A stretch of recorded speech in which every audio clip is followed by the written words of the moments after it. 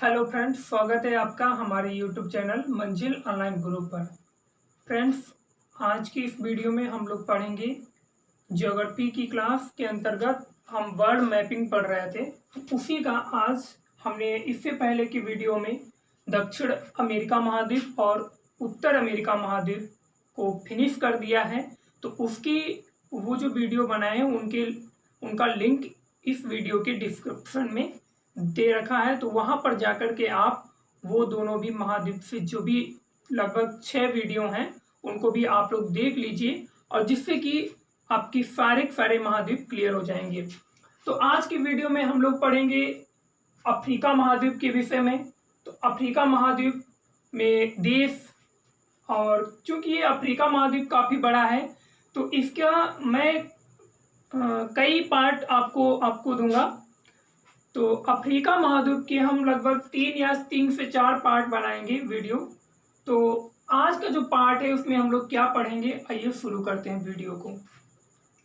तो देखिए, अफ्रीका महाद्वीप को पढ़ने से पहले हम कुछ इसके विषय में कुछ फैक्ट्स होते हैं, कुछ ऑब्जेक्टिव्स ऐसे डायरेक्ट बन जाते हैं महाद्वीप से संबंधित, तो उनको भी जान लेते हैं। तो अफ्रीका महाद्वीप, इससे पहला का जो वीडियो था उसमें हमने बताया था कि विश्व का दूसरा बड़ा महाद्वीप है। किस नंबर का है? दूसरा बड़ा महाद्वीप है। दूसरा बड़ा महाद्वीप है। और सबसे बड़ा महाद्वीप कौन सा है? तो वो तो एशिया है। और एशिया के बाद में जिस महाद्वीप का स्थान आता है बड़ा होने में, तो वो दूसरा बड़ा महाद्वीप अफ्रीका महाद्वीप ही है। इसमें लगभग 53 कंट्रीज हैं। कितने? लगभग 53 कंट्रीज हैं, जिनमें से इसमें जो दक्षिणी सूडान है ये सबसे नया देश बना है। ये 2011 में बना था। कब बना था? 2011 में ये देश बना था। ये उत्तरी सूडान से ही अलग हुआ है। ठीक है, तो विश्व का दूसरा बड़ा महाद्वीप है। इसके अलावा इस महाद्वीप को अंध महाद्वीप भी कहते हैं। क्या कहते हैं? अंध महाद्वीप। तो अंध महाद्वीप भी कहते हैं। इसके अलावा यहाँ से ये जो महाद्वीप है ये दुनिया का एकमात्र महाद्वीप है जहां से 4 महत्वपूर्ण रेखाएं गुजरती हैं। कितनी? जी हाँ, 4 महत्वपूर्ण रेखाएं। तो 4 महत्वपूर्ण रेखाएं कौन सी है? आप लोगों ने 3 पढ़ा होगा, लेकिन शायद चौथी नहीं पढ़ा होगा। तो आप लोगों के मन में चल रहा होगा ये चौथी महत्वपूर्ण रेखा कौन सी है। तो आइए हम बताएंगे आपको।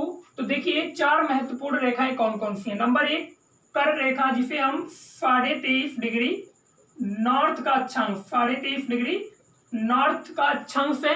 ये बहुत ही महत्वपूर्ण अक्षांश है। ये अक्षांश भारत से भी गुजरता है, भारत के 8 राज्यों से। दूसरा जो महत्वपूर्ण अक्षांश है वो है 0 डिग्री की विषुवत रेखा। 0 डिग्री की विषुवत रेखा। तो 0 डिग्री की विषुवत रेखा जो है वो भी अफ्रीका महाद्वीप से गुजरती है, इक्वेटर जिसे इंग्लिश में बोलते हैं। और कर्क रेखा को ट्रॉपिक ऑफ कैंसर बोलते हैं। ठीक है, और तीसरी जो महत्वपूर्ण रेखा है वो 23.5 डिग्री की साउथ, 23.5 डिग्री साउथ का अक्षांश जो है उसको मकर रेखा के नाम से जानते हैं, ट्रॉपिक ऑफ कैप्रिकॉर्न बोलते हैं। ठीक है, तो ये महत्वपूर्ण 3 रेखाएं होंगी। अब चौथी रेखा कौन सी है? तो चौथी रेखा आपकी गुजरती है इधर से, इस तरीके से गुजरती है, और इसका नाम क्या है? 0 डिग्री का देशांतर। ये इसको क्या कहते हैं? 0 डिग्री देशांतर रेखा है, ये देशांतर रेखा। और इसको हम लोग क्या बोलते हैं? जीएमटी। क्या बोलते हैं? जीएमटी। तो जीएमटी जो है फ्रेंड्स, इसका जीएमटी का जो फुल फॉर्म है, इसका फुल फॉर्म क्या है? Greenwich mean time. ये जो 0 डिग्री की देशांतर है, इससे पूरी दुनिया का समय निर्धारित किया जाता है। क्या किया जाता है? समय निर्धारित किया जाता है। इसी को अंतरराष्ट्रीय मानक समय रेखा कहा जाता है। अंतरराष्ट्रीय मानक समय रेखा कहा जाता है, ग्रीनविच मीन टाइम। और ये जो है अफ्रीका महाद्वीप से भी गुजरती है। तो ये जो 4 महत्वपूर्ण रेखाएं ये आपको पता होनी चाहिए। ठीक है, तो ये जो रेखाएं हैं इनके विषय में हम लोग आगे पढ़ेंगे। तो अब आज की वीडियो में हम शुरू करते हैं। इधर से आपका जो मोरक्को ये देश पड़ता है, यहां से शुरू करते हैं। और आज की वीडियो में चूंकि इसके मैं 3 पार्ट बनाऊंगा, 3 या 4 पार्ट बनाऊंगा, तो आज की वीडियो में हम लोग केवल इतना पढ़ेंगे, कर्क रेखा के आसपास का जो क्षेत्र है उसको, और इधर जो इंडियन ओशियन के आसपास का क्षेत्र है, इसी को पढ़ेंगे। तो चलिए शुरू करते हैं।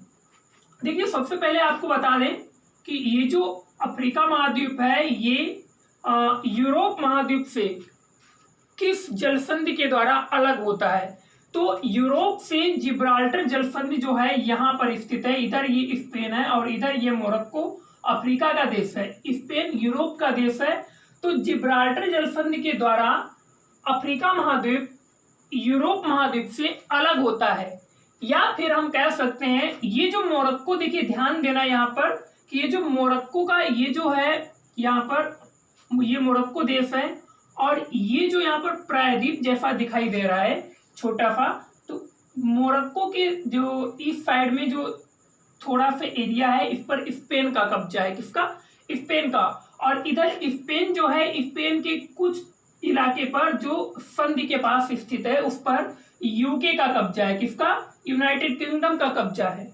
तो जिब्राल्टर जलसंधि जो है वो स्पेन को मोरक्को से अलग करती है। और इधर आपका पड़ता है नॉर्थ अटलांटिक ओशियन, और इधर आपका पड़ता है भूमध्य सागर। तो किन दो जल राशियों को जिब्राल्टर जलसंधि जोड़ती है? तो एक तरफ है आपका नॉर्थ अटलांटिक ओशियन यानी कि उत्तरी अटलांटिक महासागर, और एक है भूमध्य सागर। तो भूमध्य सागर और नॉर्थ अटलांटिक ओशियन को जिब्राल्टर की जलसंधि जोड़ती है। अब जिब्राल्टर की जलसंधि जो है इससे प्रश्न पूछा जाता है कि भूमध्य सागर की कुंजी किसे कहा जाता है। देखिए ये जो भूमध्य सागर आप देख रहे हैं इधर से बिल्कुल बंद है, इधर से बिल्कुल बंद है, और एक ही मात्र ये रास्ता है जिसके द्वारा हम जल मार्ग के द्वारा हम भूमध्य सागर में प्रवेश कर सकते हैं। तो जिब्राल्टर जलसंधि जो है इसको भूमध्य सागर की कुंजी कहा जाता है। क्या कहा जाता है? भूमध्य सागर की कुंजी कहा जाता है। भूमध्य सागर की कुंजी कहा जाता है। तो भूमध्य सागर की कुंजी किसे कहा जाता है? तो इसका सही आंसर जिब्राल्टर की जलसंधि हो जाएगी। अब देखिए ये है मोरक्को। मोरक्को की राजधानी क्या है फ्रेंड्स? रबात। मोरक्को की राजधानी क्या है? रबात। अल्जीरिया जो है ये देश जो आपको दिख रहा है ये अल्जीरिया है, और अल्जीरिया की राजधानी भी समुद्र तट पर स्थित है और इसकी राजधानी है अल्जियर्स। क्या है? अल्जियर्स। और ये भी समुद्र तट पर स्थित है। तो ये दो देश हुए, एक तो मोरक्को की राजधानी रबात हो गई और अल्जीरिया की राजधानी अल्जियर्स हो गई। अब ये जो यहाँ पर छोटा सा देश पड़ता है ट्यूनीशिया, कौन सा देश है? ट्यूनीशिया। ट्यूनीशिया जो देश है इसकी राजधानी है ट्यूनिस, और वो भी समुद्र तट पर ही स्थित है। तो इसकी राजधानी क्या हो गई? ट्यूनिस। ट्यूनिस, ठीक है। तो यहाँ पे लिखने में प्रॉब्लम है, आप लोग अपने जो आपका एटलस है उसमें देखते रहिए। तो यहाँ पर जो मैप है ये मैंने आपको समझाने के लिए केवल बनाया है, बाकी आप लोगों के पास जो भी एटलस है चाहे हिंदी मीडियम है चाहे इंग्लिश मीडियम उसमें आप लोग देखिए। तो ट्यूनीशिया ये छोटा सा देश है, इसकी राजधानी क्या है? ट्यूनिस। अब ये जो तीन देश हैं मोरक्को, अल्जीरिया और ट्यूनिस, इन तीनों देशों में एक जनजाति है, उसका नाम है बर्बर। बर्बर जनजाति या बर्बर समुदाय कह सकते हैं। तो बर्बर जनजाति की अधिकता यहाँ पर बहुत ही अधिक लोग बर्बर समुदाय से संबंधित है। बर्बर समुदाय के लोग रहते हैं इन तीनों देशों में। तो इनको हम क्या कहते हैं? ये जो तीन देश हैं मोरक्को, अल्जीरिया और ट्यूनीशिया, इनको बर्बर स्टेट के नाम से जाना जाता है। बर्बर स्टेट के नाम से जाना जाता है किनको? मोरक्को, अल्जीरिया और ट्यूनीशिया। अब देखिए आगे बढ़ते हैं, जो अगला देश पड़ता है वो है लीबिया। लीबिया की राजधानी भी भूमध्य सागर के तट पर स्थित है। इसका नाम है त्रिपोली। क्या है? त्रिपोली। तो लीबिया की राजधानी फ्रेंड्स क्या हो गई? त्रिपोली। अब यहां से प्रश्न पूछा जाता है कि ये जो इधर का एरिया है ट्यूनीशिया, त्रिपोली और ये जो रबात, ये वाला जो तट है इधर, ये खनिज तेल के लिए प्रसिद्ध है। इधर खनिज तेल के भंडार पाए जाते हैं। क्या पाए जाते हैं? खनिज तेल के भंडार, यानी कि जो पेट्रोलियम पदार्थ है वो इधर पाया जाता। समुद्र तट इसके लिए फेमस है। तो ये जो लीबिया की राजधानी त्रिपोली है यहाँ पर जो तेल उद्योग होते हैं उनका विकास हुआ है। यहाँ पर तेल उद्योगों का विकास हुआ लीबिया की राजधानी त्रिपोली में। अब यहाँ से लीबिया से एक महत्वपूर्ण क्वेश्चन ये बनता है कि विश्व का सबसे गर्म स्थान कौन सा है। इससे पहले कि जब हमने दक्षिण अफ्रीका महाद्वीप पढ़ा था तो उसमें एक स्थान और ऐसे एक क्वेश्चन बनता है कि विश्व का सबसे शुष्कतम स्थान कौन सा है, तो वो दक्षिण अमेरिका में था, अटाकामा मरुस्थल चिली देश में, तो उसका नाम क्या था, अरिका। लेकिन यहाँ पर जो क्वेश्चन बनता है विश्व का सबसे गर्म स्थान, तो वो लीबिया देश में ही स्थित है और उसका नाम क्या है, अल अजीजिया। तो अल अजीजिया जो है ये विश्व का सबसे गर्म स्थान है। यहां तक उम्मीद करता हूं आप लोगों को समझ में आया होगा। अब हम लोग आगे बढ़ते हैं, तो ये वाला जो कंट्री आपको दिख रहा है ये इस तरीके से, तो इसका नाम क्या है, मिस्र। और मिस्र देश जो है ये इसका जो कुछ पार्ट है वो एशिया महाद्वीप में भी इधर मिलता है, एशिया महाद्वीप में भी पाया जाता है। तो ये दो महाद्वीपों में स्थित देश है मिस्र। मिस्र की राजधानी फ्रेंड्स क्या है, तो मिस्र की राजधानी है काहिरा। क्या है, काहिरा। और इंग्लिश में अगर आप लोगों के पास इंग्लिश के एटलस है तो उसमें कैरो लिखा होगा, CAIRO। तो कैरो या काहिरा वो एक ही बात है, ठीक है। जो मीनिंग्स है उनमें मीनिंग एक ही है लेकिन स्पेलिंग में अलग अलग है, ठीक है। तो मिस्र की राजधानी जो काहिरा है ये किस नदी के तट पर स्थित है, ये भी प्रश्न पूछा गया है वनडे एग्जाम्स में। तो मिस्र की राजधानी जो काहिरा है वो नील नदी पर स्थित है, नील नदी के किनारे स्थित है, ठीक है, नील नदी के किनारे स्थित है। तो नील नदी कुछ इस तरीके से निकलती है, ये इथियोपिया से निकलती है। इथियोपिया में एक महत्वपूर्ण झील है जिसका नाम है ताना झील। अभी हम आगे उसके विषय में चर्चा करेंगे। तो मिस्र की राजधानी कैरो जो है यानी काहिरा वो किस नदी के तट पर स्थित है, नील नदी के तट पर। और ये जो मिस्र देश है, इसको मिस्र देश के विषय में एक क्वेश्चन ये बनता है कि नील नदी का वरदान किसे कहा जाता है। तो नील नदी का वरदान किसे कहा जाता है, तो नील नदी का वरदान मिस्र देश को ही कहा जाता है। क्यों, क्योंकि यहाँ पर जो है ये जो नील नदी है इसी के कारण मिस्र की जो सभ्यता हुआ करती थी इधर में विकसित हुई। और ये जो क्षेत्र है इधर ये काफी उपजाऊ क्षेत्र है, इसलिए इसको यहाँ पर खाद्यान्न वगैरह है, बहुत ही अच्छी उपज होती है। तो मिस्र को नील नदी का वरदान कहा जाता है। अब आगे बढ़ते हैं। ये जो नील नदी है, नील नदी के मुहाने के समीप में एक महत्वपूर्ण बंदरगाह स्थित है, उसका नाम है अलेक्जेंड्रिया। क्या नाम है, अलेक्जेंड्रिया।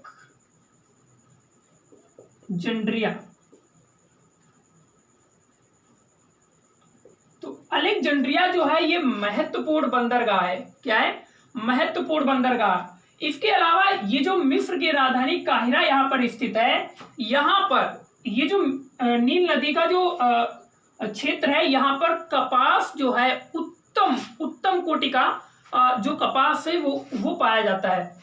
तो इधर में कपास वगैरह बहुत ही अधिक मात्रा में होता है, जिस कारण इधर में ये जो अलेक्जेंड्रिया है और मिस्र की राजधानी कैरो है, तो इधर में सूती वस्त्र उत्पादन के कारखाने भी विकसित हुए हैं, जिसके कारण ये जो अलेक्जेंड्रिया बंदरगाह है यहाँ से सूती वस्त्र और कपास का निर्यात भी किया जाता है। अब देखिए ये जो यहाँ पर एशिया, इधर जो महाद्वीप आपको दिख रहा है ये एशिया है और इधर है अफ्रीका महाद्वीप, अफ्रीका का देश पड़ता है मिस्र। अब ये वाला जो क्षेत्र है आप यहाँ से अगर देख पा रहे होंगे, तो ये वाला जो क्षेत्र है आप लोग अपनी मैप में देखिए एटलस में, तो इसको बोलते हैं सिनाई प्रायद्वीप। क्या बोलते हैं, सिनाई प्रायद्वीप। ये वाला क्षेत्र जो है इसको सिनाई प्रायद्वीप बोलते हैं। प्रायद्वीप क्या होता है ये अभी आपको बता रहे हैं, सिनाई प्रायद्वीप। तो प्रायद्वीप फ्रेंड्स वो उसे कहते हैं जो जिसके तीन ओर से वाटर बॉडी हो, यानी कि जिसके तीन ओर जल हो, उसको कहते हैं प्रायद्वीप, पेनिनसुला बोलते हैं। तो ये जो प्रायद्वीप है ये एक जल संधि का उदाहरण है। किसका, जल संधि। तो ये जो सिनाई प्रायद्वीप है ये जल संधि का उदाहरण है, ठीक है। और आगे देखते हैं।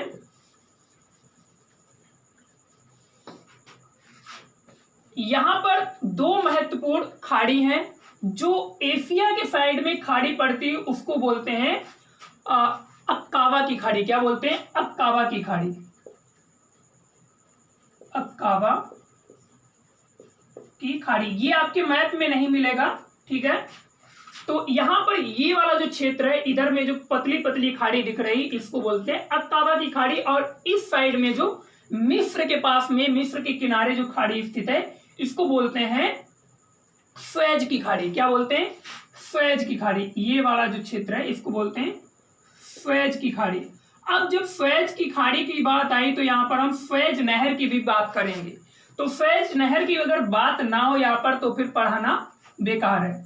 तो स्वेज नहर जो है ये इसके द्वारा लगभग जो इधर से यूरोप से अपने इधर में जो व्यापारी व्यापार करते थे उनको इस तरफ से आना पड़ता था। जिब्राल्टर जलसंधि से नहीं वो प्रवेश करते, क्योंकि इधर में जो था, इधर में केवल ये भूमध्य सागर से इधर लाल सागर में नहीं निकल सकते थे, क्योंकि ऐसा कोई जलमार्ग नहीं था। तो उनको इधर से आना पड़ता था। तो इसके लिए इन्हें लगभग 7,000 किलोमीटर की दूरी ज्यादा तय करनी पड़ती थी। लेकिन 1869 ईस्वी में स्वेज नहर, 1869 ईस्वी में स्वेज नहर का निर्माण हुआ, स्टार्ट हुआ, और ये लगभग 10 सालों में बनकर तैयार हो गई। तो 1869 में स्वेज नहर का निर्माण हुआ, जिससे ये जो है इधर आपका भूमध्य सागर है और रेड सी, ये दोनों आपस में जुड़ गए। तो प्रश्न पूछा जाता है कि स्वेज नहर किन दो महत्वपूर्ण सागरों को जोड़ती है? तो इधर आपका पड़ता है भूमध्य सागर, और ये वाला जो क्षेत्र आपको दिख रहा है, ये वाला, तो ये है आपका रेड सी यानी कि लाल सागर। तो स्वेज नहर दो जो सागर हैं, एक लाल सागर और भूमध्य सागर को जोड़ती है। अब ये जो स्वेज नहर है, ये इसके बन जाने से लगभग 7,000 किलोमीटर का रास्ता व्यापारियों को कम पड़ गया, ठीक है। तो स्वेज नहर 1869 में इसका निर्माण हुआ। अब आगे बढ़ते हैं तो ये जो है ये रेड सी है, और इसके बाद में ये यहां तक ये वाला जो क्षेत्र था ये मिस्र देश है, और उसके बाद में ये जो देश आपको दिख रहा है, ये वाला देश जो है इसका नाम है इरिट्रिया। क्या नाम है? इरिट्रिया। तो ये वाला जो देश है इसका नाम है इरिट्रिया। और इरिट्रिया की राजधानी क्या है? इरिट्रिया की राजधानी जो है वो है अस्मारा। क्या है? अस्मारा। इरिट्रिया की राजधानी जो है अस्मारा है, और ये भी समुद्र तट पर स्थित है। उसके बाद में ये जो छोटा सा आपका देश पड़ता है यहाँ पर, ये इसका नाम है जिबूती। क्या नाम है? जिबूती। और इसकी राजधानी भी जिबूती ही है। और ये जो देश आपका पड़ता है इथियोपिया। क्या नाम है? इथियोपिया। तो इथियोपिया की राजधानी क्या है? अदिस अबाबा है। क्या है? अदिस अबाबा। और इथियोपिया जो देश है ये समुद्र तट से नहीं लगता, ये याद रखना। तो इथियोपिया की राजधानी क्या फ्रेंड्स है? अदिस अबाबा। अदिस अबाबा। तो अदिस अबाबा इथियोपिया की राजधानी हो गई। अब बात करते हैं, ये जो देश आपको दिख रहा है इसको सोमाली प्रायद्वीप बोलते हैं। क्या बोलते हैं? सोमाली प्रायद्वीप। और ये जो देश आपको दिख रहा है सीन की तरह, तो इसको सोमालिया देश कहते हैं। तो सोमाली की राजधानी समुद्र तट पर स्थित है, और नाम क्या है? मोगादिशु। मोगादिशु। तो सोमालिया की राजधानी मोगादिशु है। अब यहां से क्वेश्चन बनता है कि ये जो इरिट्रिया और जिबूती और इथियोपिया और सोमालिया, ये जो 4 देश हैं, इनको बोला जाता है हॉर्न ऑफ अफ्रीका। क्या बोला जाता है? Horn of Africa. Horn of Africa. ये 4 देश हैं। तो ये प्रश्न पूछा जाएगा कि हॉर्न ऑफ अफ्रीका में कौन से देश शामिल हैं या नहीं है। ये यूपीपीसीएस या जो भी स्टेट पीसीएस होते हैं उनमें क्वेश्चन इस प्रकार से पूछे जाते हैं। तो इनमें 4 देश आते हैं, इरिट्रिया, इथियोपिया, जिबूती और सोमालिया। इन चारों की आपको राजधानी याद होनी चाहिए। अब ये यहाँ पर ये जो सोमालिया है, यहाँ पर एक बरबरा नाम का बंदरगाह है। बरबरा, क्या नाम है, बरबरा नाम का एक जगह है और महत्वपूर्ण बंदरगाह भी है। तो बरबरा जो है ये किसके लिए प्रसिद्ध है, ये भी प्रश्न पूछा गया है। तो बरबरा किसके लिए प्रसिद्ध है, ये समुद्री लुटेरों के लिए। किसके लिए, यहाँ पर बर्बर समुदाय के लोग रहते हैं, इधर भी हैं, ये इन्हें बर्बर स्टेट कहते हैं, लेकिन यही लोग इधर में जब आते हैं तो इधर में ये डकैती के लिए बहुत फेमस जगह है। तो बरबरा किसके लिए फेमस है, डकैती के लिए। अब बात करें, यहाँ पर एक महत्वपूर्ण जल संधि है, जिस प्रकार इधर आपकी जिब्राल्टर जल संधि थी, उसी प्रकार यहाँ पर जो है एक महत्वपूर्ण जल संधि है। और उससे पहले कि ये जो आप देख रहे हैं ये वाला एरिया, इसको बोलते हैं अदन की खाड़ी। क्या बोलते हैं, अदन की खाड़ी। तो अदन की खाड़ी और लाल सागर को एक महत्वपूर्ण जल संधि के द्वारा जोड़ा जाता है। तो वो जल संधि कौन सी है, तो उस जल संधि का नाम है बॉब अल मंडेव की जल संधि, बॉल ऑफ मंडेव की जल संधि। तो यहां पर ये वाला जो क्षेत्र है ये बॉब अल मंडेव है। और इधर जो एशिया है, ये देश यहाँ पर एशिया का पड़ता है यनम देश है, और इधर में पड़ता है जिबूती। कौन सा देश है, जिबूती। तो जिबूती और यनम को कौन सी जल संधि अलग करती है, तो बॉब अल मंडेव की जल संधि। या प्रश्न यहां से ये पूछा जाएगा कि अफ्रीका महाद्वीप को कौन सी जल संधि अलग करती है, तो आपकी बॉब अल मंडेव जल संधि आंसर हो जाएगा। अब ये जो बॉब अल मंडेव जल संधि किन दो महत्वपूर्ण जल राशियों को जोड़ती है। देखिए, जो जल संधि होती है वो दो महत्वपूर्ण जल राशियों को जोड़ देती है। जल संधि, संधि मीन्स होता है जोड़, और जल, तो जल संधि जल का जोड़। तो जल संधि जो भी होगी वो दो महत्वपूर्ण जल राशियों को जोड़ती है। ठीक है। अब ये जो बॉब अल मंडेव जल संधि है ये रेड सागर, रेड सी यानी कि लाल सागर और अदन की खाड़ी को जोड़ती है। अब अदन की खाड़ी के अलावा इधर में जो आपका पड़ता है वो पड़ता है अरेबियन सी यानी कि अरब सागर, और इधर पड़ता है इंडियन ओशियन। यह प्रश्न इस प्रकार से, यहाँ पे अदन की खाड़ी नहीं होगा तो इधर में अरब सागर दे रखे होंगे। तो अरब सागर और रेड सागर को जोड़ती है बॉब अल मंडेव की जल संधि। अब पुनः एक बार फिर से इधर आ जाते हैं। तो इधर में ये जो मोरक्को और अल्जीरिया और ट्यूनीशिया, ये जो देश हैं, यहाँ पर एक महत्वपूर्ण पर्वत श्रृंखला पाई जाती है। क्या पाई जाती है, महत्वपूर्ण पर्वत श्रृंखला। तो ये जो पर्वत श्रृंखला है उसका नाम है एटलस पर्वत। क्या नाम है, एटलस पर्वत। तो ये जो एटलस पर्वत है इससे प्रश्न पूछे जाते हैं, ये कितने देशों में विस्तृत है, तो मोरक्को, अल्जीरिया और ट्यूनीशिया। इसका विस्तार यहाँ तक कि यूरोप महाद्वीप में भी है कुछ इस साइड में। तो एटलस पर्वत जो है इससे कई सारे प्रश्न पूछे जाते हैं। ठीक है। इसकी जो इसका जो सर्वोच्च जो चोटी है उसका नाम क्या है, माउंट टॉपकल। माउंट टॉपकल, माउंट टॉपकल जो है इसका सर्वोच्च शिखर है। एटलस पर्वत का जो सर्वोच्च शिखर है उसको बोलते हैं माउंट टॉपकल। तो ये कितने देशों में फैली हुई है, अफ्रीका देश में मोरक्को, अल्जीरिया और ट्यूनीशिया। ठीक है। अब ये वाला जो क्षेत्र आप देख रहे हैं, ये वाला इस साइड में ये मिस्र की नील नदी है, और इधर में मोरक्को, और इधर में ये जितने भी सारे देश हैं, अल्जीरिया। ठीक है।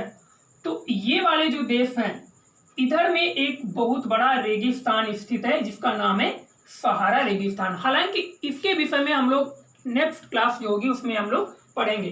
तो यहाँ पर ये चीज मैं आपको भूल गया था बताने के लिए, एटलस पर्वत। ठीक है। उसके अलावा अब हम लोग बातचीत कर लेते हैं नील नदी पर, उसके बाद में नीचे इधर पढ़ेंगे।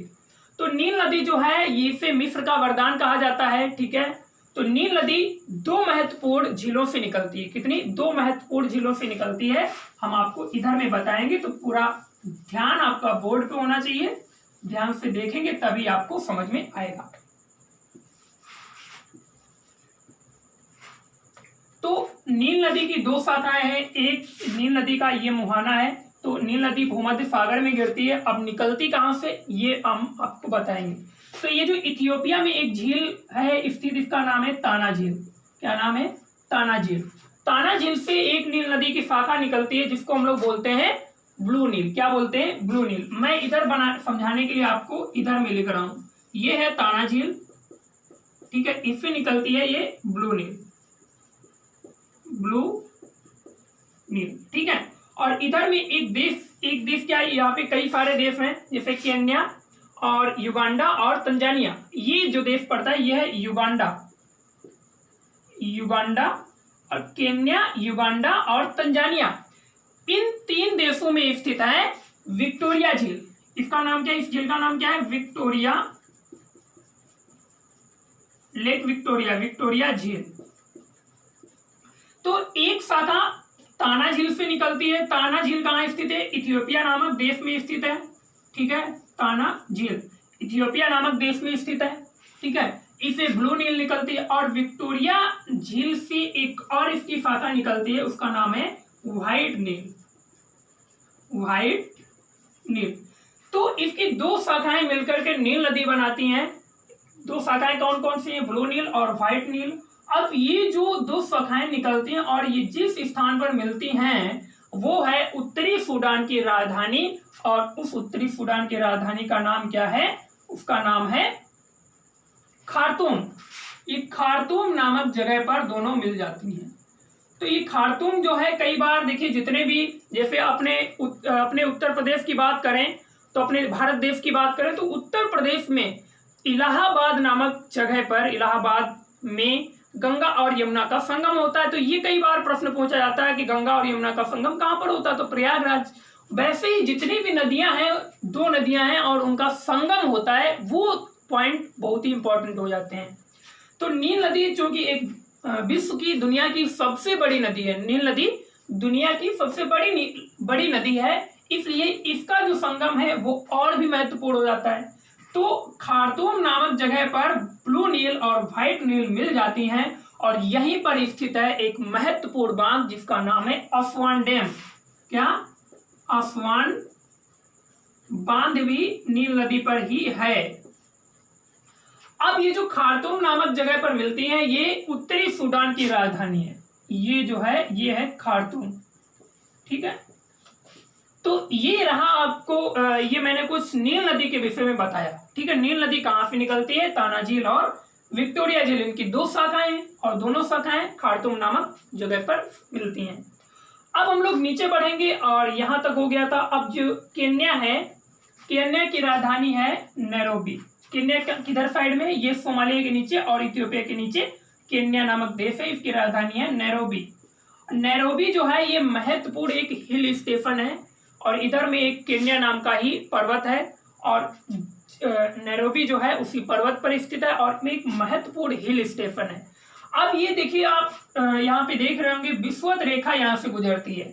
तो विषुवत रेखा पर तो हमेशा गर्मी होती है, तो ये हिल स्टेशन कैसे हो गया, क्योंकि यहाँ पर जो ये जो पर्वत की चोटी है यहाँ पर, उसकी ऊंचाई लगभग 5000 किलोमीटर प्लस है, 5000 किलोमीटर प्लस है। तो अधिक ऊंचाई के कारण यहाँ पर बर्फ भी जमी रहती है, तो इसी कारण ये एक हिल स्टेशन महत्वपूर्ण है।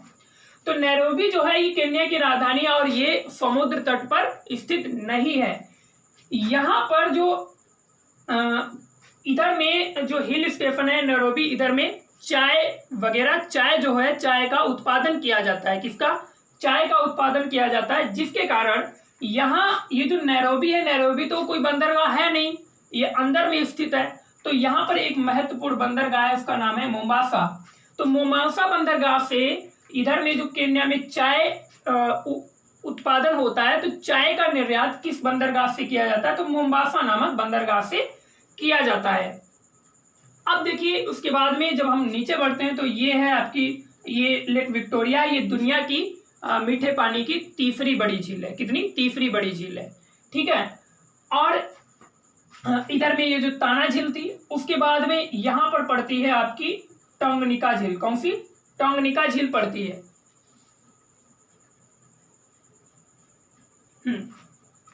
तो यहां पर ये वाला जो क्षेत्र है ये टंगनिका झील। तो टंगनिका झील जो है ये इधर में आपकी पूरी भ्रंश घाटी है, इधर से लेकर के इधर ये पूरा भ्रंश घाटी क्षेत्र है। तो ये जो विक्टोरिया झील है, ये वाला विक्टोरिया झील जो है ये भ्रंश घाटी में नहीं बहती है। अब भ्रंश घाटी जो है वो यहां पर सबसे गहरी भ्रंश घाटी है। भ्रंश घाटी क्या होती है मैं इधर समझाता हूं आपको। देखिए ये पृथ्वी है, ये पृथ्वी का एक भाग है। अब पृथ्वी का ये वाला जो क्षेत्र था ये यहाँ से नीचे धंस गया, नीचे धंस गया, तो नीचे धंस गया तो यहाँ पर कुछ इस प्रकार से आकृति बन जाएगी, इस प्रकार से। तो ये जो है इसी को भ्रंश घाटी कहते हैं। तो यहाँ पर जो है जमीन नीचे धंस गई तो ये भ्रंश घाटी बन जाती है। तो ये जो है ये पूरा भ्रंश घाटी क्षेत्र है, लेकिन विक्टोरिया झील जो है ये भ्रंश घाटी में नहीं स्थित है। ये जो टंगनिका झील है, ठीक है, टंगनिका झील विश्व की दुनिया की दूसरी सबसे गहरी झील है। किस नंबर की? दुनिया की दूसरी सबसे गहरी झील है टंगनिका झील। और पहली की अगर बात की जाए दुनिया की सबसे गहरी झील, वो है बैकाल झील। कौन सी? बैकाल झील, जो रसिया में पड़ती है। तो ये टंगनिका झील है। उसके बाद में यहाँ पर पड़ती है आपकी मलावी, ये मलावी नाम का देश है, और ये पड़ती है मलावी झील, ठीक है। तो मलावी झील मोजाम्बिक और मलावी और तंजानिया से सीमा बनाती है। तो तंजानिया की राजधानी क्या है फ्रेंड्स? तंजानिया की राजधानी है डोडोमा। क्या है? डोडोमा। तंजानिया की राजधानी डोडोमा है। और यहाँ पर दो महत्वपूर्ण द्वीप स्थित है। कौन कौन से? एक पेम्बा द्वीप और एक जंजीबार। पेम्बा द्वीप और जंजीबार, ये जो द्वीप हैं ये इतने इंपॉर्टेंट है, इनसे कई क्वेश्चन, यहाँ से एक क्वेश्चन 100% बनता है कि दुनिया में जो आप लोगों ने लौंग खाई होगी या लौंग का स्वाद जरूर लिया होगा, तो लौंग जो है दुनिया की 90% लौंग ये जो द्वीप हैं पेम्बा द्वीप और जंजीबार, इन्हीं से प्राप्त की जाती है। यहीं पर इनका सबसे ज्यादा उत्पादन किया जाता है लौंग का। तो पेम्बा और जंजीबार द्वीप यहाँ पर लौंग का अधिक उत्पादन होने के कारण इनको लौंग द्वीप भी कहते हैं। क्या कहते हैं? लौंग द्वीप या लौंग आइसलैंड बोल सकते हैं। अब यहाँ पर आप लोगों को कंफ्यूजन ये आएगा कि जब हमने उत्तरी अमेरिका पढ़ा था, उत्तरी अमेरिका में न्यूयॉर्क शहर हमने पढ़ा था, जिसे गगनचुंबी इमारतों का शहर कहते हैं। वो जो न्यूयॉर्क शहर था वो भी, वहां पर भी लॉन्ग आइसलैंड हमने पढ़ा था, लेकिन वो लॉन्ग आइसलैंड है, ये लॉन्ग आइसलैंड नहीं है। इनको लॉन्ग आइसलैंड की संज्ञा दी गई है। क्या संज्ञा दी गई? क्यों? क्योंकि यहाँ पर ये जो पेम्बा और जंजीबार द्वीप हैं, यहाँ पर लौंग का उत्पादन बहुत होता है, लेकिन वो जो था वहां पे न्यूयॉर्क जिस पर स्थित है वो लौंग द्वीप ही था। ठीक है, इसमें आपको यहाँ पर ये बात क्लियर हो गई होगी, उम्मीद करता हूं। तो अब ये इधर जो है इंडियन ओशियन है, तो यहाँ पर आपका पड़ता है ये जो मेडागास्कर क्षेत्र है। क्या नाम है? मेडागास्कर। तो मेडागास्कर इधर है और इधर में आपका पड़ता है मोजाम्बिक, मोजाम्बिक देश। तो मोजाम्बिक की कैपिटल क्या है? मापुटो। मोजाम्बिक की कैपिटल क्या है? मापुटो। और मापुटो जो है ये एक महत्वपूर्ण बंदरगाह भी है। ठीक है, तो मोजाम्बिक की जो कैपिटल है वो है मापुटो, और इधर में पड़ता है मेडागास्कर। और मेडागास्कर की राजधानी क्या है? अंतानानारिवो। मेडागास्कर की राजधानी क्या है? अंतानानारिवो। क्या है? अंतानानारिवो। तो मेडागास्कर की राजधानी क्या है फ्रेंड्स? अंतानानारिवो। और ये जो है बहुत ही महत्वपूर्ण एक बड़ा सा द्वीप है और ये इंडियन ओशियन में स्थित है। ठीक है, अब हम लोग बात कर लेते हैं, यहाँ पर एक महत्वपूर्ण जल संधि ही है, लेकिन उसको चैनल बोला जाता है। देखिए, जल संधि और चैनल में अंतर क्या होता है? जल संधि छोटी होती है, चैनल बड़ा हो जाता है। तो ये जो क्षेत्र है ये वाला आपका, ये इसको कहते हैं मोजाम्बिक चैनल। Mozambique channel. तो मोजाम्बिक चैनल किन दो देशों के बीच स्थित है? एक तो मेडागास्कर इधर है और इधर मोजाम्बिक है। तो मेडागास्कर और मोजाम्बिक को मोजाम्बिक चैनल अलग करता है। और किसको? ये इंडियन ओशियन को इधर हम कह सकते हैं नॉर्थ इंडियन ओशियन और इधर इंडियन ओशियन। तो इंडियन ओशियन में स्थित है। ठीक है, ये है आपका मोजाम्बिक चैनल। अब उसके बाद में नीचे बढ़ते हैं तो ये वाला जो क्षेत्र है सबसे नीचे, ये इसे कहते हैं दक्षिण अफ्रीका देश है। तो दक्षिण अफ्रीका देश है, इससे कई क्वेश्चन पूछे जाते हैं। तो यहाँ पर दक्षिण अफ्रीका जो देश है, तो यहाँ पर हमारे जो महापुरुष थे महात्मा गांधी जी, तो वो भी इधर में काफी दिनों तक, कई वर्षों तक रुके थे। तो यहाँ पर उन्होंने कई सारे आश्रम भी बनाए थे, तो इस वजह से और भी इम्पोर्टेंट हो जाता है। और ये जो दक्षिण अफ्रीका है इसकी 3 राजधानियां हैं। कितनी? 3 राजधानियां हैं। तो पहली जो राजधानी की बात करें, सबसे पहले इधर से एक तरफ से चलते, तो ये जो डरबन आपको दिख रहा है, डरबन एक यहाँ पर नटाल प्रांत है जो दक्षिण अफ्रीका का एक राज्य है। तो नटाल प्रांत की राजधानी है डरबन, और डरबन एक महत्वपूर्ण यात्री बंदरगाह है। कैसा? यात्री बंदरगाह है। इधर में बहुत सारे लोग टहलने के लिए आते हैं। तो ये जो डरबन है ये एक बहुत ही महत्वपूर्ण यात्री बंदरगाह है और डरबन नटाल प्रांत की राजधानी है। अब बात करते हैं, ये जो आपका पड़ता है Cape Town, Cape of Good Hope राज्य की राजधानी भी है। इसके साथ ही केप टाउन जो है वो दक्षिण अफ्रीका की वैधानिक राजधानी है। कैसी? वैधानिक राजधानी। केप टाउन कैसी राजधानी? वैधानिक राजधानी है। इसके अलावा ये यहाँ पर पड़ता है आपका प्रिटोरिया, और प्रिटोरिया कैसी राजधानी है? प्रिटोरिया भी दक्षिण अफ्रीका की राजधानी है और ये प्रशासनिक राजधानी है। कैसी? प्रशासनिक राजधानी है। और ये यहां पर पड़ता है ब्लोएम फाउंटेन,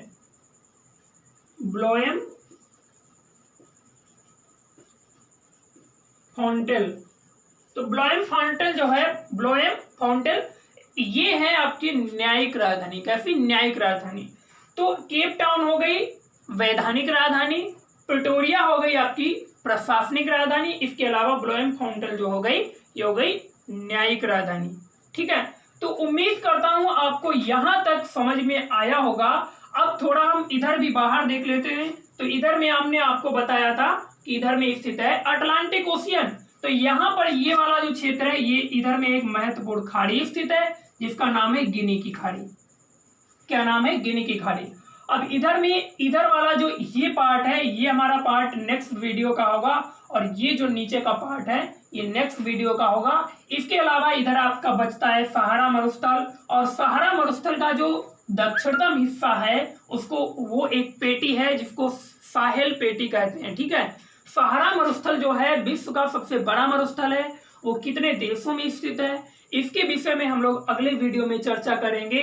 तो उम्मीद करता हूं आपको इधर में बहुत कुछ समझ में आया होगा जो भी आपको बताया गया है। अगर फिर भी आपको कोई डाउट रहता है, कोई भी आपका सवाल है, वो आप इस वीडियो के कमेंट बॉक्स में बता सकते हैं। इसके अलावा हमारा व्हाट्सएप ग्रुप है जिसका लिंक नीचे डिस्क्रिप्शन में दिया होगा, उससे हमारे व्हाट्सएप ग्रुप पर आप ज्वाइन हो सकते हैं, जिस पर आपको बहुत सारे महत्वपूर्ण प्रश्नोत्तर मिल जाएंगे, और इसके साथ ही उस पर कुछ पीडीएफ भी हम लोग अपलोड कर डालते हैं, तो वो पीडीएफ भी आपको मिल जाएंगी।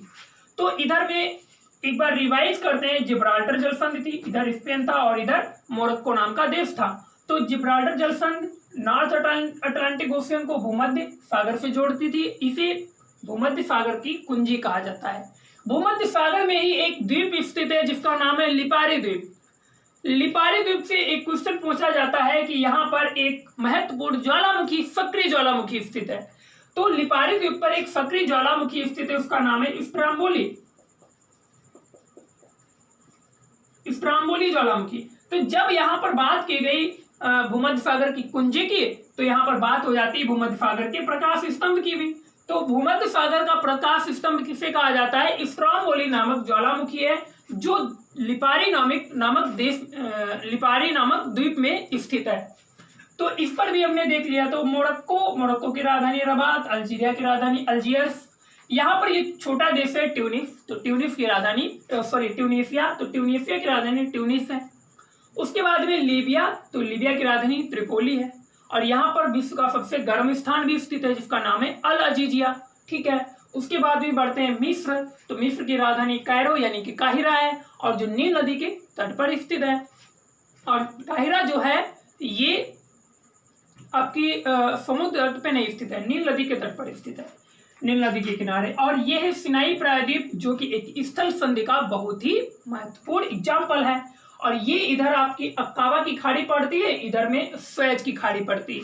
यहाँ पर दो चीजें छूट गई, वो हम आपको बताएंगे। ये जो स्वेज नहर है, ये वाला जो क्षेत्र है स्वेज नहर, तो स्वेज नहर के उत्तरी तट पे यानी कि भूमध्य सागर की ओर जो बंदरगाह स्थित है उसका नाम है पोर्ट सईद। क्या नाम है? Port Said.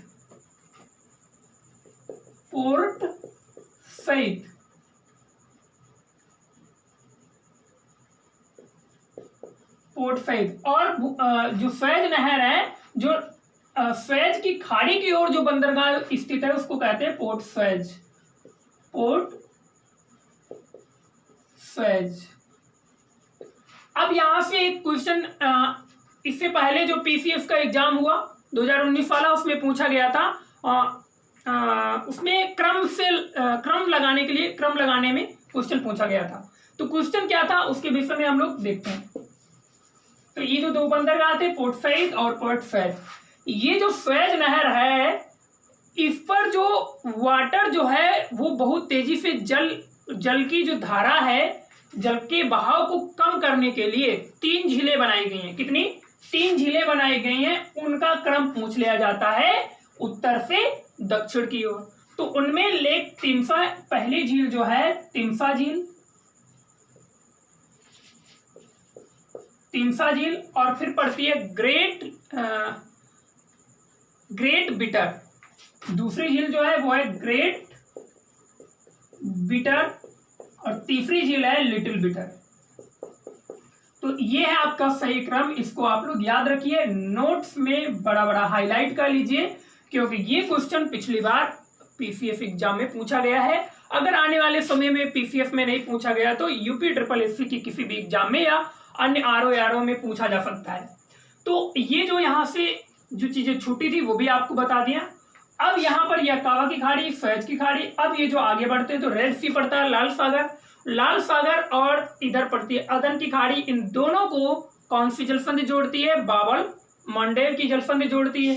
ठीक है, आगे बढ़ते हैं तो इधर पड़ता है आपका ये वाला जो क्षेत्र है, ये 4 देश, इरिट्रिया, इथियोपिया, जिबूती और सोमालिया। इनको कहा जाता है horn of Africa. Horn means होता है सींग, और ये जो आकृति आपको दिख रही है ये बिल्कुल सींग जैसी है, तो इसीलिए हॉर्न ऑफ अफ्रीका कहा जाता है, जिसमें ये 4 देश शामिल है। ठीक है, यहां तक समझ में आया। और ये जो सोमालिया वाला ये जो क्षेत्र है, इसको सोमाली प्रायद्वीप भी बोलते हैं। आगे जो आपका देश पड़ा था केन्या, नैरोबी, जो कि एक हिल स्टेशन है। या केन्या में चाय उत्पादन होता है काफी अधिक मात्रा में, तो यहां से चाय का निर्यात जिस बंदरगाह से किया जाता है उसका नाम है मोम्बासा बंदरगाह। सोमालिया की राजधानी मोगादिशु है, जो समुद्र तट पर स्थित है। आगे बढ़े तो यहाँ पे लेक टिटिकाका पड़ी, तो टिटिकाका से एक नदी निकलती है जिसका नाम है व्हाइट नील। ठीक है, उसके बाद में तंजानिया की राजधानी डोडोमा, यहाँ पर 2 द्वीप स्थित है, पेम्बा द्वीप और जंजीबार। और इन दोनों द्वीपों पर बहुत ही अधिक मात्रा में दुनिया की लगभग 90% लौंग का उत्पादन किया जाता है, जिस कारण इन्हें लौंग द्वीप की संज्ञा दी जाती है। आगे बढ़ते हैं तो ये देश पड़ता है आपका मोजाम्बिक, और मोजाम्बिक की राजधानी क्या है? मापुटो है, जो समुद्र तट पर स्थित है। इधर में आपका मेडागास्कर द्वीप स्थित है, इसकी राजधानी अंतानानारिवो है। ठीक है, और बीच में आपका पड़ जाता है मोजाम्बिक चैनल, जो किसको अलग करता है। इधर में मोजाम्बिक देश पड़ता है और इधर में मेडागास्कर, इन दोनों को अलग करता है। इधर में आपकी लेक टोंगनिका पड़ती है, जो दुनिया की दूसरी सबसे गहरी झील है, और ये भ्रंश घाटी में स्थित है। यहाँ पर जो भ्रंश घाटी है इसकी गहराई बहुत अधिक है, इसीलिए ये जो झील है टोंगनिका झील, ये बहुत ही गहरी है, इसीलिए दुनिया की दूसरी सबसे गहरी झील है। उसके बाद में ये यहाँ पर झील जो पड़ती है इसको न्यासा झील या मलावी झील कहते हैं। पहले इसका नाम न्यासा था, लेकिन यहाँ पर अब जो देश एक बन गया मलावी देश, ये अस्तित्व में आया, तो ये जो झील थी इसका नाम भी बदल गया, तो इसका नाम भी क्या हो गया? मलावी झील हो गया। आगे बढ़ते हैं तो ये जो मकर रेखा है, यहाँ पर मापुटो जो है, यहाँ पर आपकी एक महत्वपूर्ण नदी है, उसका निकास होता है, इसका नाम है लिम्पोपो रिवर। क्या नाम है? Limpopo river. तो लिम्पोपो नदी के विषय में प्रश्न ये पूछा जाता है, कौन सी नदी मकर रेखा को 2 बार काटती है? तो लिम्पोपो नदी जो है मकर रेखा को 2 बार काटती है, और वो कहाँ पर गिरती है? मापुटो की समीपी इधर समुद्र में, हिंद महासागर में गिर जाती है। उसके बाद में दक्षिण अफ्रीका हम लोग पहुंचे, डरबन में पहुंचे। डरबन नटाल प्रांत की राजधानी है, और ये महत्वपूर्ण यात्री बंदरगाह भी है। उसके बाद में दक्षिण अफ्रीका की 3 महत्वपूर्ण राजधानियां हैं, और तीनों के विषय में आपको पता होना चाहिए। तो केप टाउन है, ये केप टाउन जो है केप ऑफ गुड होप यानी कि उत्तम आशा अंतरिक्ष की भी राजधानी होने के साथ ही दक्षिण अफ्रीका की वैधानिक राजधानी है। उसके बाद में हम लोग प्रिटोरिया पहुंचे, तो प्रिटोरिया दक्षिण अफ्रीका की कैसी राजधानी है? प्रशासनिक राजधानी है। उसके बाद में ब्लोएमफॉन्टेन, तो ब्लोएमफॉन्टेन जो है ये है न्यायिक राजधानी दक्षिण अफ्रीका की। अब यहाँ से क्वेश्चन एक पूछा जाता है, डरबन से जब गांधी जी प्रिटोरिया जा रहे थे, डरबन से गांधी जी जब प्रिटोरिया जा रहे थे तो किस जगह पर गांधी जी को ट्रेन से उतार दिया गया था। ठीक है, तो ये प्रश्न पूछा जाता है। तो वो जगह यहां पर पड़ती है पीटरमेरित्जबर्ग। क्या नाम है? पीटरमेरित्जबर्ग नामक स्टेशन पर गांधी जी को उतार दिया गया था। कुछ लोग कहते हैं फेंक दिया गया था, लेकिन इस तरीके से नहीं बोलना चाहिए। ठीक है, तो पीटरमेरित्जबर्ग के नामक स्टेशन पर इन्हें गांधी जी को ट्रेन से उतार दिया गया था। तो ये प्रश्न कई बार पूछा गया है एग्जाम्स में कि डरबन से जब गांधी जी प्रिटोरिया जा रहे थे तो किस जगह पर गांधी जी को उतारा गया? पीटरमेरित्जबर्ग। ठीक है, तो अभी बहुत कुछ यहाँ पर बात करने, यहाँ पर किम्बरले है और कई सारे अभी यहाँ पर शहर हैं जो फेमस हैं। ठीक है, तो उनके विषय में बातचीत करना, तो नेक्स्ट वीडियो में हम लोग बातचीत करेंगे। आज की वीडियो में रखते हैं इतना ही, और कल के वीडियो में हम लोग इसका पार्ट 2 देखेंगे। तो आज की इस वीडियो को आप लोग अधिक से अधिक शेयर कीजिए और लाइक कीजिए, और आज का जो हमारा टारगेट है वो है 50 लाइक का। तो ये टारगेट मैं अचीव करना चाहता हूं, उसमें आप लोगों का साथ जरूरी है। तो आज की वीडियो में रखते हैं इतना ही, और मिलेंगे नेक्स्ट वीडियो में। तब तक बने रहिए मंजिल ऑनलाइन गुरु के साथ। तब तक के लिए नमस्कार।